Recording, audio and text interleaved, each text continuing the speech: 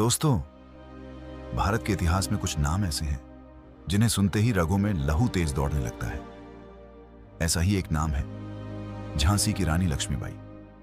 घोड़े पर सवार, दोनों हाथों में तलवार थामे, दुश्मनों को चीरती हुई उस वीरांगना की छवि आज भी हर भारतीय को गर्व से भर देती है। लेकिन क्या आपने कभी सोचा है आखिर वो साधारण सी लड़की कैसे बनी भारत की सबसे बहादुर रानी? कैसे उसने अंग्रेज साम्राज्य को चुनौती दी और क्यों आज भी उसकी गाथा सुनकर आंखें नम हो जाती हैं? तो आइए आज हम चलते हैं उस सफर पर जहां एक बच्ची मणिकर्णिका से शुरू होकर कहानी बनती है अमर रानी लक्ष्मीबाई की।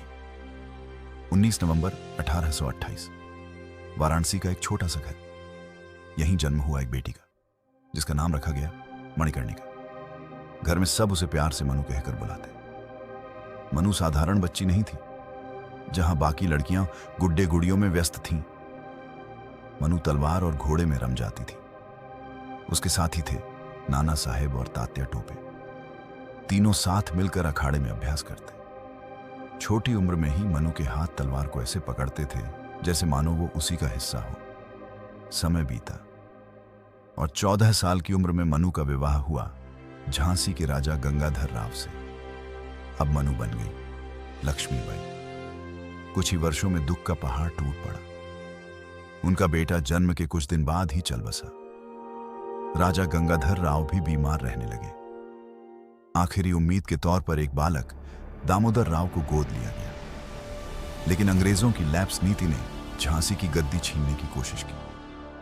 अंग्रेजों ने ऐलान किया, वारिस गोद लेने से राज्य नहीं बचेगा, झांसी अब अंग्रेज सरकार की होगी। उस समय रानी लक्ष्मीबाई ने वो शब्द कहे जो आज भी हर भारतीय को रोमांचित कर देते हैं, मैं अपनी झांसी नहीं दूंगी। साल 1857 देश भर में बगावत की लपटें उठी।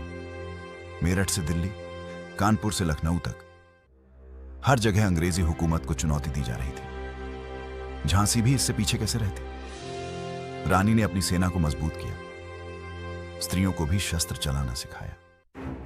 झांसी का किला अब स्वतंत्रता की लड़ाई का गढ़ बन चुका था। मार्च 1858 अंग्रेज सेनापति ह्यूग रोज अपनी तोपों और भारी सेना के साथ झांसी पर टूट पड़ा। तोपों से बरसती आग, गोलों से हिलती किले की दीवारें, पर किले के अंदर बैठी रानी लक्ष्मीबाई, घोड़े पर सवार, हाथों में चमकती तलवारें, दुश्मनों के लिए काल बन चुकी थी। झांसी के सैनिक बहादुरी से लड़े, लेकिन अंग्रेजों की ताकत बहुत बड़ी थी। तात्या टोपे की मदद भी बीच में ही हार गई और तब रानी ने अपने घोड़े बादल पर चढ़कर छोटे बेटे को पीठ पर बांधा और किले की ऊंची दीवार से छलांग लगा दी। सोचिए दोस्तों, कैसी अदम्य हिम्मत थी उस औरत में जो अपनी संतानों जैसी प्रजा के लिए मौत से खेल रही थी। झांसी छोड़कर रानी कालपी पहुंची। वहां उन्होंने तात्या टोपे और अन्य क्रांतिकारियों के साथ मिलकर लड़ाई जारी रखी। कुछ समय बाद ग्वालियर पर कब्जा किया गया। ग्वालियर का किला अब आजादी की सेना के हाथ में था। लोगों में फिर से उम्मीद की लौ जल उठी। 17 जून 1858 ग्वालियर के पास कोटा की सराय में रानी और अंग्रेजों के बीच अंतिम जंग छिड़ गई। रानी ने घोड़े पर सवार होकर दुश्मनों पर टूट पड़ने का बिगुल बजाया। तलवारें चमक उठी, खून की नदियां बह चलीं। रानी अकेली कई अंग्रेज सैनिकों को धूल चटा रही थी, लेकिन तभी एक गोली आकर लगी। रानी जख्मी हो गई। वो जानती थी अब अंत निकट है। उन्होंने अपने सैनिकों से कहा, मेरा शरीर अंग्रेजों के हाथ न लगने पाए। पास के मंदिर में उन्हें ले जाया गया और वहीं इस धरती की सबसे बहादुर बेटी ने अंतिम सांस ली। रानी लक्ष्मीबाई की शहादत से पूरा भारत हिल उठा। खुद अंग्रेज सेनापति ह्यूग रोज ने माना, लक्ष्मीबाई भारत की सबसे साहसी औरत थी। दोस्तों, रानी लक्ष्मीबाई सिर्फ झांसी की रानी नहीं थी, वो भारत की उस आत्मा की प्रतीक थी जो कभी झुकना नहीं जानती।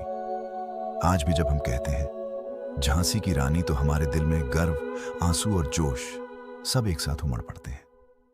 और यही है भारत की उस अमर रानी की कहानी, जिसने अंग्रेजों को दिखा दिया था, औरत अगर ठान ले तो वो किसी से कम नहीं।